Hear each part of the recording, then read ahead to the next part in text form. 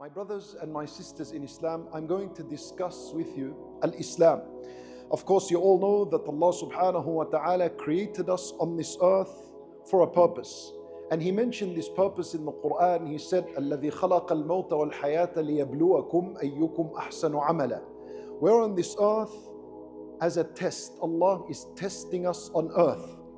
And this is not strange. Every single day, when you're on earth living, moving on in your day-to-day lives, there are tests as well. Your students, you know the concept of what a test is. You know when the teacher says to you, you're going to be examined. In maths, we're going to give you an exam this Friday. English, your test is going to be on Monday. What do you do before this exam? Of course, before the exam, well, I hope the vast majority of you study, you put some effort in, right? You memorize your work, and you're stressing out the night before, a few days before. For some, they don't care. For some, but I hope the vast majority do care. So you put a lot of that effort or that stress into that work and so on. And then you come to the day of the examination and you begin to answer the questions to the best of your ability. As you're doing your exam, you can do the necessary changes you want. You can liquid paper what you want. You can amend certain things, you can change certain things because the examination sheet is still in your hand. Once the bell rings or the time is over, you need to hand over the sheet. Once you hand it over, khalas, the exam's over and you can no longer do any change. Well, the same concept that we face in this worldly life is similar to what we are expecting in the afterlife. Allah Azza wa Jal created on earth, and every moment of our life is an exam. Right now, think of having the examination sheet with us. We have an examination sheet right now. Right now in this worldly life, we can amend things in our life. We can liquid paper things. We can change things. Someone's behaving in a very bad manner, you can change that, it's not too late. You're upon some sort of sin, you can change that, you can amend, you can fix. Once we die, we've handed over the sheet. We've handed over this examination paper. And just like with every exam that is handed over, there is a day of results. On the day of result, you're either said you have passed your exam or you have failed your exam. And on the day of judgment, when we stand before Allah Azza wa Jal for the ultimate judgment and accountability, the results will be as such. Either people have passed and those who have passed enter the paradise, or people come on the day of judgment, have failed the exam in this worldly life, and as a result end up in the hellfire. And we ask Allah Azza wa Jal to save us from the fire and grant us the paradise. So which of the two exams is more important? The exam of this worldly life and meeting Allah Azza wa Jal, or the exam that you sit a few hours in this worldly life and you do? That's important. But the more important exam is the greater exam, in where the results will be announced by Allah Himself. Why is that the greater examination? Because that's the exam and the test that Allah told us about in the Quran. And He promised for the one who passes it paradise and the one who fails it, the hellfire. Now this examination in this worldly life, what's it all about? What is Allah examining us? When you come to school, you're said, or you're told by your teacher, you'll be examined on what you learnt in mathematics. So you know your exam is going to be about maths. That's the questions you expect. But in this worldly life, it's a test. You've heard this concept. It's in the Quran, لِيَبْلُوَكُمْ. It's a test. What is being tested? What does Allah Azza wa Jal want from you and I? What is the exam? The exam is your taqwa of Allah Azza wa Jal. And that's what our talk is going to be in the remaining minutes we have. What is being examined is taqwa Allah. So now I'm going to ask a question. And I'm hoping that by the end of the lesson, you all walk out knowing exactly what taqwa Allah is. That's our lesson going to be, nothing more than that. Taqwa Allah. I'm going to break down this concept in a very realistic, simplistic matter that you will never forget ever again, inshallah. But pay attention and learn. You've all heard this word, the taqwa of Allah. This is the essence of our relationship with Allah, and that is exactly what Allah is testing us on earth. If you come on the day of judgment and your taqwa of Allah is a tick, you've passed. If your taqwa of Allah was a cross, a person fails. Taqwa of Allah is two parts. Since this room is divided into two halves, I'm going to give you one half and the other side another half. We'll give examples on that and we're going to end. Here, when we say the taqwa of Allah, it means first and foremost to do what Allah commanded and obligated. And the second part of a taqwa is to keep away from what Allah forbid and prohibited. Is that simple? That is what taqwa is. So let me go here and discuss some of the pressing matters on a taqwa that we need in our life. We said that taqwa is to do what Allah commanded. From the most important matters that Allah obligated upon us, the first and foremost thing is something called at-tawheed. At-tawheed means to accept the oneness of Allah. So as a human being, we worship Allah and no one and nothing else. We don't worship any human being. We don't worship an idol, a stone, a monkey, a cow, or anything else. We don't worship any of that. We worship the Lord of the one who created all these matters. Okay? Why? Because obviously He created us. He sustains us and provides for us. He caused our life. He causes our death. And He decrees all our affairs and matters. So why not? Why not worship Him and show absolute loyalty and love to Him? So we are loyal and we love Allah. And our love of Allah is not just we sit down and we say, oh Allah, I love you. Oh Allah, I'm pleased with you as my Lord. Rather, if you really love someone, you will do what they say, right? Imagine you continue to say, I love my mother. But then every time your mother says to you, do the dishes, you say, I can't be bothered now. Okay, she says to you, can you take the clothes out from the washing machine and dry them out? Yeah, Mom, I love you, but I can't do that. What happens eventually? She'll say, daughter, if you really loved me, you would have done what I said. So I don't believe that you love me, right? So a sign of loving someone is doing what they tell you. So now we love Allah Azza wa Jal, show and prove this matter by doing what He subhanahu wa ta'ala wants. So that's the first thing, at-tawheed. The second most important thing when it comes to the worship of Allah is what? As-salat, yeah? As-salat is a manifestation of your la ilaha illallah, of your tawheed. If you truly say la ilaha illallah from your heart, and if you truly love Allah, then don't display that in words, show it in actions. And the greatest action you will ever do that proves your love for Allah is the 5 daily prayers. Now, many youth today struggle with 5 prayers. They struggle. They don't pray 5 prayers on time. And it's very upsetting. Why? He says, Wallah, I love Allah, but I don't know, man. I can't find that energy to pray. I'm going to give you a tip now.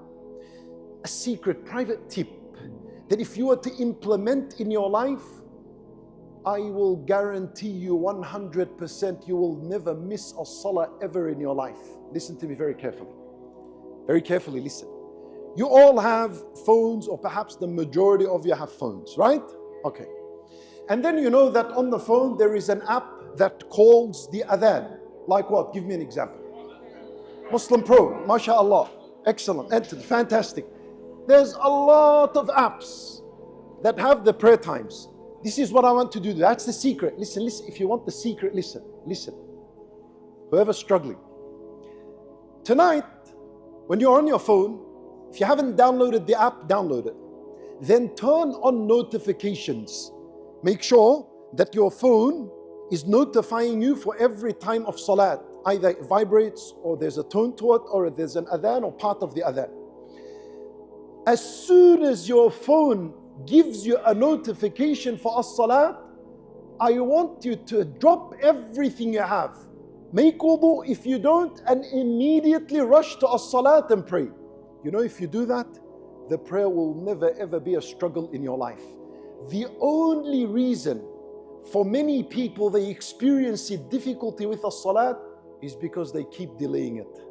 And the more you delay the salah, the more difficult it becomes. That's where the difficulty comes from. So, give you an example. You're sitting on your Xbox. Or you're sitting and you're playing what? Playing Roblox.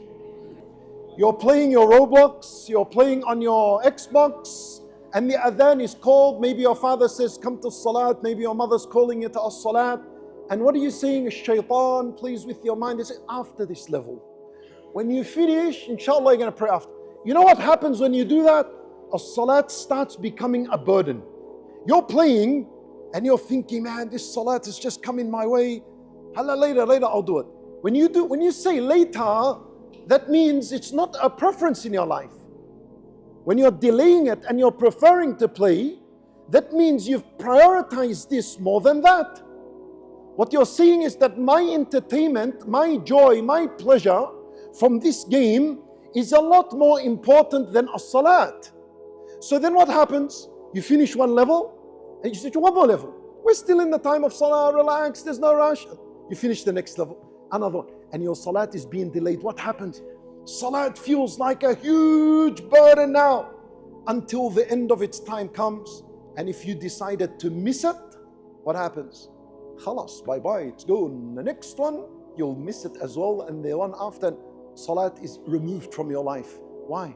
Because of a silly, pathetic game that you achieved nothing in your life. So pray on time, you're gonna love as-salat. Imagine you're on your Xbox or whatever. You can pause. If you're playing some multiplayer game, well, I'm sorry, you're gonna have to tell the players with you, I'm leaving, save me, right? Protect me, I'm leaving the game, I need to go pray. You go, you pray, come back to your game, wallahi, you'll feel 1,000,000 times better than if you were to delay it. Because the obligation's done, and you've proven to yourself that you love Allah. Every salat you pray, that is taqwa. Remember our talk, taqwa?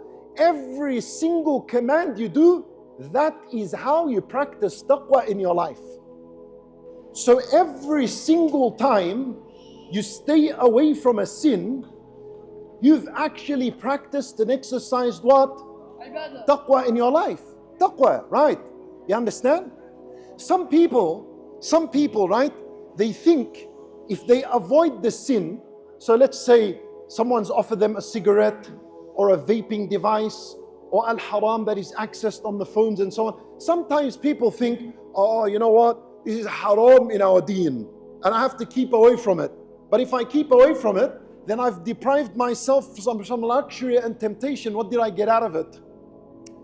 Every time you avoid a sin, you got out of it that you practiced a taqwa. And this taqwa is the exam in this life. And on the day of judgment, you will realize that every opportunity of haram that came on your doorstep and you turned away from it, you threw it out of your life, you weren't interested, even though you had a desire to do it, but you left it for Allah, you'll find that that is what is going to benefit you on the day of judgment. Allah Azza wa Jalla will be pleased with such a person. Like, look at this slave of mine. I gave him so much opportunity to do haram.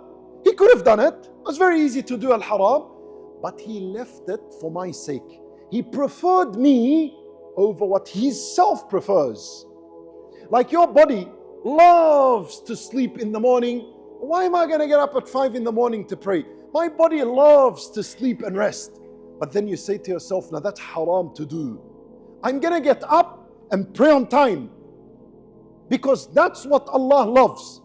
And I want to prefer what Allah loves over what my own body wants. So I do that. That's taqwa. That's immense reward. Now let me tell you something. From the greatest devices and the greatest tools that expose the young Muslim to an abundance of sins and prohibition is this here, the phone. More specifically, social media on the phone. This here has become a huge disease. It has become like a gun in where we're shooting our own heart with it. It blackens the heart.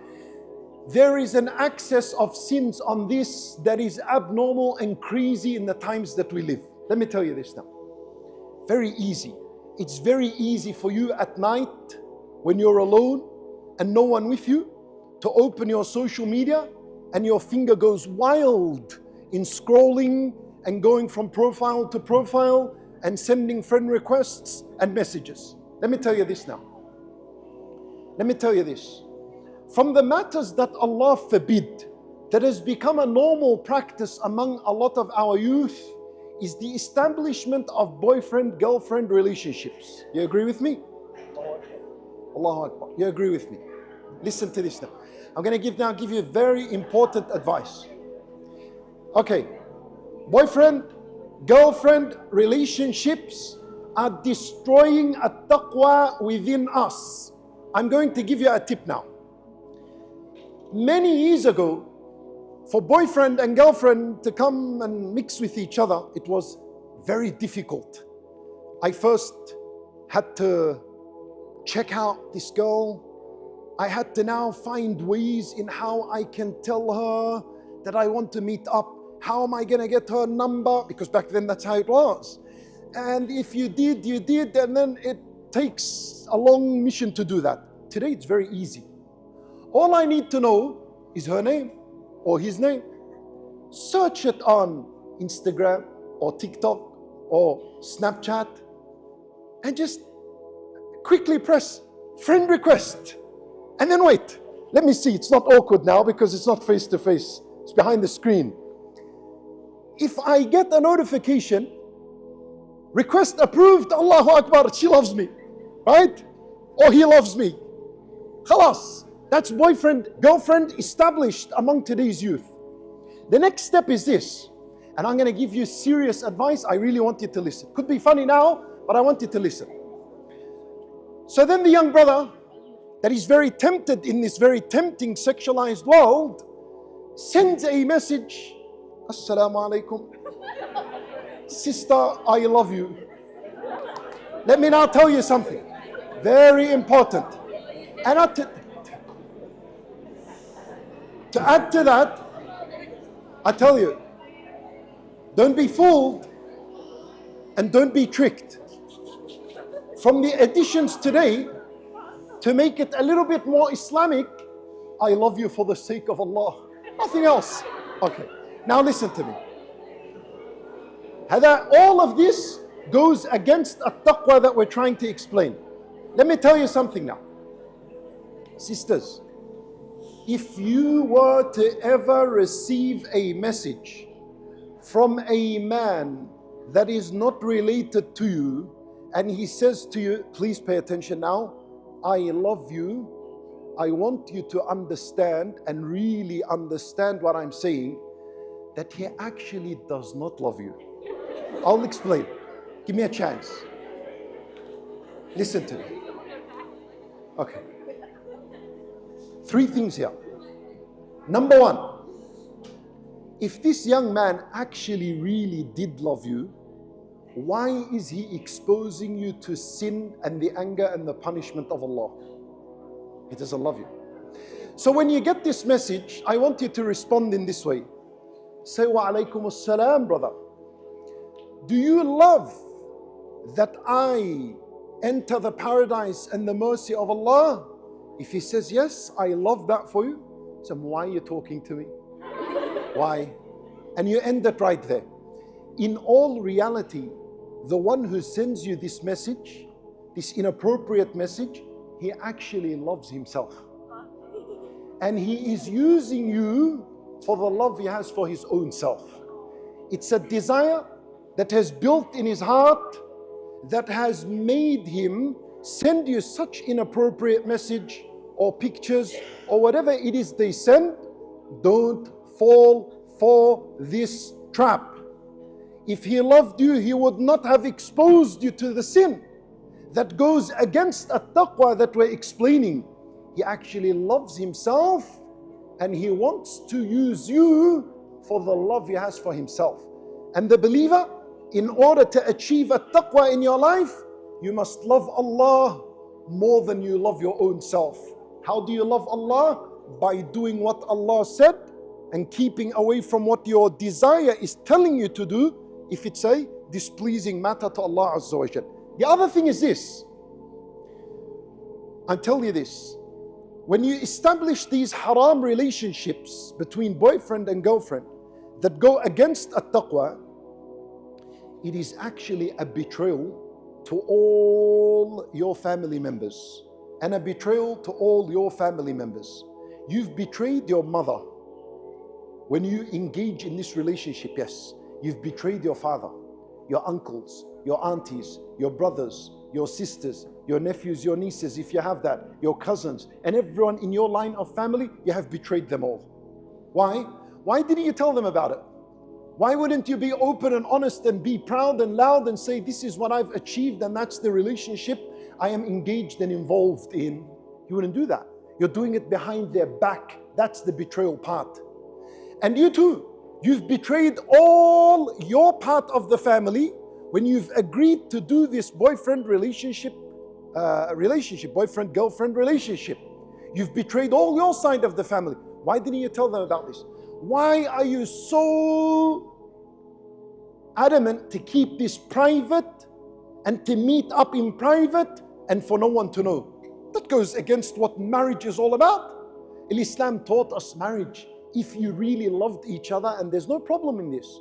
Can a man love a woman? Of course. But there is a halal type of love and there is a haram type of love. It's like we can love food, but eat what's halal, keep away from what's haram. You can love, but love in al-halal. Halal love would mean that I go to her parents' house and I say, dear brother, I am interested in your daughter. I want to marry her. So either two responses, either brother welcome, or other a slap in your face and you go back home, right? But that's the proper way. Okay. And the other thing is this. As gruesome and as nasty and as disgusting and abhorrent as it sounds, this is the reality I want to tell you of a third matter.